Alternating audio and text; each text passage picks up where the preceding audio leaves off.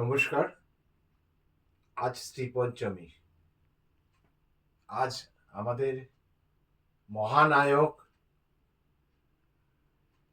বীর যোদ্ধা, আমাদের বাঙালির গর্ব নেতাজি সুভাষচন্দ্র বসুর জন্মদিন।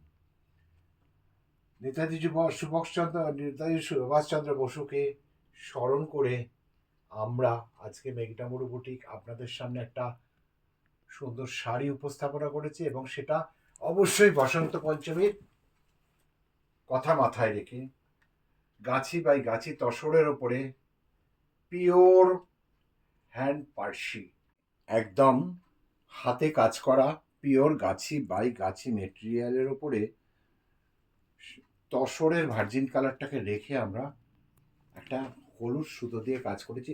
অসাধারণ দেখতে, অসাধারণ এর গ্র্যাভিটি, অসাধারণ শিল্প নৈপুণ্য।